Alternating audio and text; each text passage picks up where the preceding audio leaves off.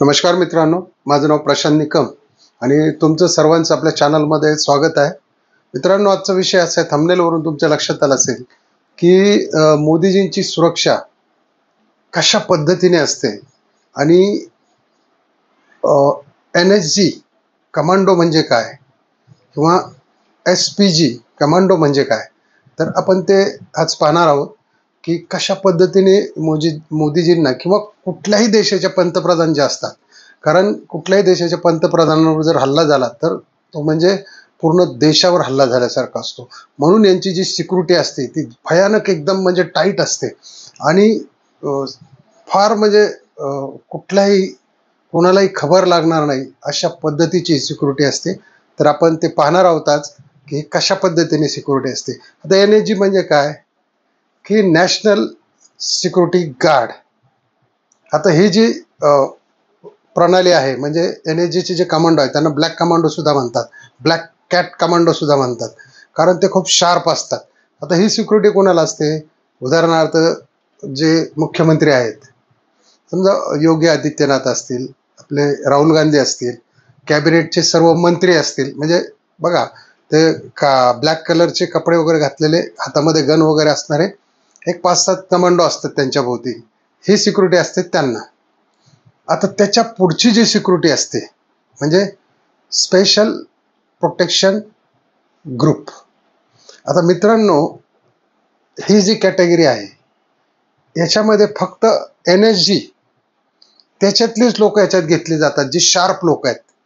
कमीत कमी 7 फूट त्यांची उंची असते आणि खूप शार्प असतात. आणि यांचं कसं असतं की यांना खूप जबरदस्त ट्रेनिंग दिलं जातं की म्हणजे विदाऊट वेपन तुम्ही एखाद्या माणसाचा 2-3 सेकंदात किंवा एखाद्या दुश्मनाचा 2-3 सेकंदात कसा मुर्दा पाडू शकता, किंवा हायटेक जे वेपन आले ते, किंवा जो बॉम्ब आहे त्याला डिफ्यूज कसा करायचा, असे जबरदस्त त्यांचं ट्रेनिंग असतं, म्हणजे एकदम कठोर असतं. आणि त्यानंतर यांची कुंडली तपासली जाते, म्हणजे की हा कुठल्या घरातला आहे, त्याचे भाऊ किंवा अजून आई वडील हे काय काय करत होते. तर हे बऱ्याच पद्धतीने त्यांना ड्रायव्हिंग जे असतं त्यांचं हायस्पीड एकदम आणि डिफेन्सिव्ह ड्रायव्हिंग असतं.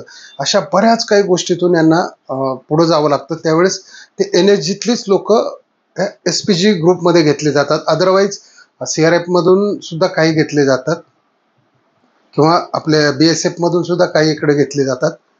तर ह्या पद्धतीने हे जे लोक असतात, आता तुम्ही बघत असाल की मोदी सर ज्यावेळेस कुठल्याही कार्यक्रमाला जातात त्यावेळेस त्यांच्याबरोबर जे काळे कमांडो असतात, ब्लॅक सूटमध्ये, ब्लॅक गॉगलमध्ये, ब्लॅक बूटमध्ये, तर हे घालण्याचं कारण काय? आणि त्यांच्या हातात सुटकेस असते पहा. आता ती सुटकेसमध्ये कुठलं वेपन नसतं, ती सुटकेस म्हणजे त्याला एक बटन असतं. समजा जर कुठे गोळीबार चालू झाला तर त्या सुटकेसचं बटन दाबल्यानंतर एक 3 लेअर बाहेर येतात, प्रोटेक्शनचे 3 लेअर, म्हणजे ते बुलेट प्रूफ जॅकेट आहे, त्यांच्या भोवत्या 10-15 लोक असतात, ते लगेच त्यांना कव्हर करतात आणि त्यांची ती सिक्युरिटी. किती जरी गोळ्या चालवल्या तरी काही उपयोग होत नाही. म्हणजे ती सुटकेस सर्वसामान्य लोकांना माहीत नसते की ते काय आहे. ते आहे बुलेट प्रूफ जॅकेट. बाहेरूनच बघा तुम्ही, त्या जी त्यांची बॉम्ब प्रूफ गाडी आहे किंवा बुलेट प्रूफ गाडी आहे त्याच्या बाहेरून ते लटकलेले असतात, उतरल्यानंतर पूर्ण घेराव असतो त्यांना. तर अशा पद्धतीचे हे ब्लॅक कमांडो त्यांना प्रोटेक्ट करत असतात. आता ही सुरक्षा फक्त आणि फक्त मोदींनाच मिळते, जी SPG आहे, जी स्पेशल प्रोटेक्शन ग्रुप. बाकी राष्ट्रपतींना वगैरे सुद्धा ही सुरक्षा नसते, कारण राष्ट्रपतींचं काम काय असतं की राष्ट्रपती भवनात बसणे आणि जे काही सह्या वगैरे ते करत असते त्यांना NSGच्या खाली प्रोटेक्ट केलं जातं. तर ह्या पद्धतीनं मोदीजींचं जबरदस्त प्रोटेक्शन केलं जातं. दुसरी गोष्ट, त्यांच्यापर्यंत कोण का पोहोचू शकत नाही, तर जिथं PM असतात त्या ठिकाणी ह्या SPG ग्रुपची लोक असतात, त्याच्यानंतर NSG ग्रुप असतो, त्याच्यानंतर स्पेशल कमांडो असतात, त्याच्यानंतर BSF म्हणजे बॉर्डर सिक्युरिटी फोर्स पण असते, CRPF पण असतो, म्हणजे सेंट्रल रिझर्व्ह पोलीस फोर्स, तो सुद्धा त्यांच्या इथं असतो. आणि सगळ्यात शेवटी असतात पोलीस. आपण पाहतो ना, ज्यावेळेस गाडी जाते मोदींची त्यावेळेस रस्त्याला पोलीस असतात आणि ट्रॅफिक पॅक केलं जातं. म्हणजे त्यांच्यापर्यंत माणूस हा कुठल्याच मार्गाने पोहोचू शकत नाही, एवढं जबरदस्त त्यांचं प्रोटेक्शन डिझाईन केलं जातं. पहिल्या काळात त्यावेळेस तर काही नव्हतं, म्हणजे महात्मा गांधी असतील, पंडित नेहरू असतील, त्यावेळेस एवढी काही सिक्युरिटी खास नव्हती. पण आता जी टेक्नॉलॉजी आली एकदम हायटेक झालेलं आहे सगळं, त्याच्यामुळं हायटेक वेपन, सगळ्या सुरक्षा हायटेक झालेल्या आहेत आता. कारण पंतप्रधान म्हणजे एक देशच थोडक्यात धरलं जातं या ठिकाणी. आणि सर्वात महत्त्वाची गोष्ट या सिक्युरिटीवर आता आपण हे जे SPGचे कमांडो आहेत, त्यांचं तर कुठलंही स्ट्रक्चर बाहेर कुणालाही माहीत नाही की किती कमांडो असतात किंवा किती त्यांना प्रोटेक्ट करत असतात, हे कुणालाही माहीत नाही. म्हणजे हे टॉप सिक्रेट आहे. SPGचं जे सिक्रेट आहे हे एकदम टॉप सिक्रेट आहे, कुणालाही माहीत नसतं. अद्याप म्हणजे चांगल्या चांगल्या कॅबिनेट मंत्र्यांना सुद्धा माहीत नसतं की ते कमांडो किती आहेत, किती असतील, कशा पद्धतीने हे होतं. कारण याचं मुख्यालय जे आहे ते द्वारका दिल्लीमध्ये आहे आणि तिथूनच सगळ्या पोस्टिंग दिल्लीमध्येच होतात. कारण हे पंतप्रधानांसाठीच ती सिक्युरिटी फक्त सेपरेट आपल्या सरकारने तयार केलेली आहे, ते डिझाईन केलेली आहे. तर आता साधारणतः याच्यावरती खर्च किती येऊ शकतो, तर तुम्ही एखादा IPS अधिकारी घ्या, त्याला भलं मोठं घर 10-15 गुंठ्यात एक घर असतं, 2, 2.5, 3, 4 लाख रुपये पगार असतो IPSला. म्हणजे IPS अधिकारी तुम्ही समजू शकता. आणि दुसरी गोष्ट, जे कमांडो आहेत NSG कमांडो, त्यांचं पॅकेज समजू शकता. आणि SPGला काय पॅकेज असते हे कुठेही म्हणजे बाहेर हेच नाही आहे, उघडच नाही की यांना इतकं पेमेंट असू शकतं. म्हणजे ऑलमोस्ट करोडो रुपयाची सिक्युरिटी ही देशाचे पंतप्रधानांना असते. कारण ते असलेच पाहिजे, कारण ते देशाला प्रेझेंट करत असतात. कारण त्यांच्यावरती हल्ला म्हणजे हा पूर्ण देशावरती झालेला हल्ला असतो. अशा गोष्टी घडू नये. कारण जर एखाद्या पंतप्रधानावरती हल्ला झाला आणि त्यांना जर काही झालं तर त्या ठिकाणी ही 3ऱ्या महायुद्धाची ठिणगी पडू शकते.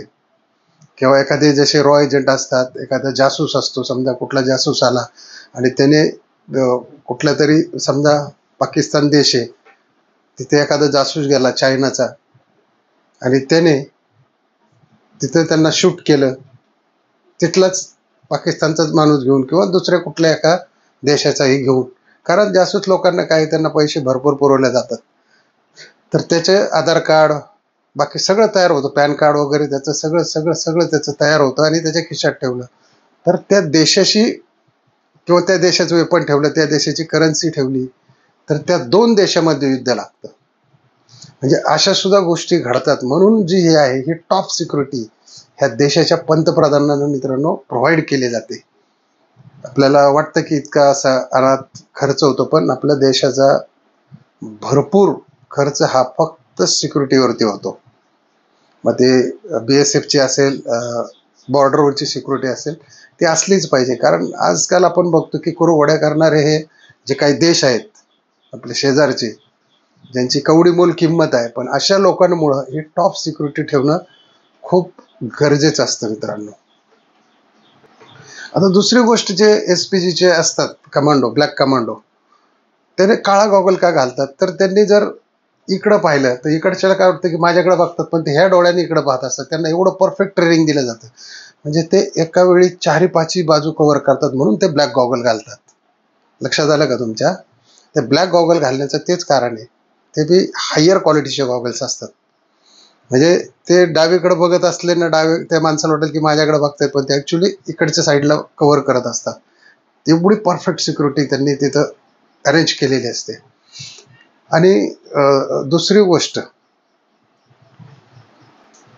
या सर्व ताफ्यामध्ये आणखी एक असा ग्रुप असतो की त्यांच्याकडे ज्या वेपन्स असतात, हायटेक वेपन्स, समजा कुठून जर पंतप्रधानांचं काहीतरी चालू आहे कार्यक्रम आणि तिथं जर गोळीबार झाला, तर ते कुणालाही कसले काही विचारत नाही, जिकडून गोळीबार झालाय तिकडे ते गोळीबार करत असतात. म्हणजे ही आणखी टॉपची एक सिक्युरिटी प्रोव्हाइड केली जाते त्याच्यामध्ये.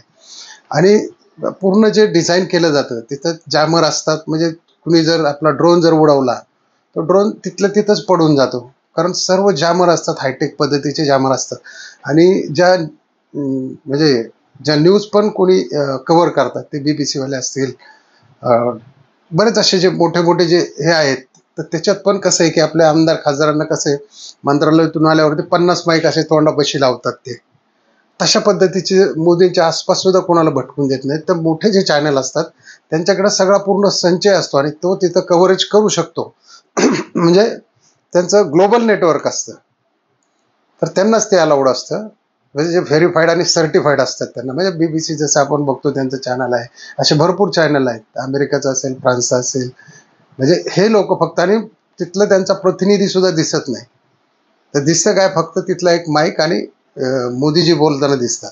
म्हणजे एवढी टाचणीसारखी सुरक्षा या ठिकाणी घेतली जाते. म्हणून मोदीजी म्हणतात की मेरा सीना जो है वो 56 इंच का सीना है. म्हणजे या एवढ्या सगळ्या टॉप सिक्युरिटीतून, म्हणजे त्यांच्या जेवणाच्या असतील, सगळ्या पूर्ण जिथं जायचं त्याच्या अगोदर तिथं सगळ्या गोष्टींना ही टॉप सिक्युरिटी प्रोव्हाइड केली जाते. ब्लॅक कमांडो असतात तिथं, BSF वाले असतात, CRF वाले असतात, सगळे तिथं पोलीस असतात, ट्रॅफिकवाले असतात, आणि त्यांच्याबरोबर जे आहेत ते स्पेशल प्रोटेक्शन ग्रुपवाले पण असतात.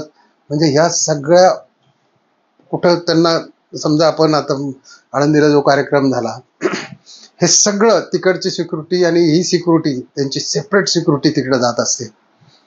म्हणजे ह्या सगळ्या यंत्रणाला तुम्ही बघू शकता की एक व्हॅल्युएबल पर्सन म्हणून आज देशाचं जे नेतृत्व करतात.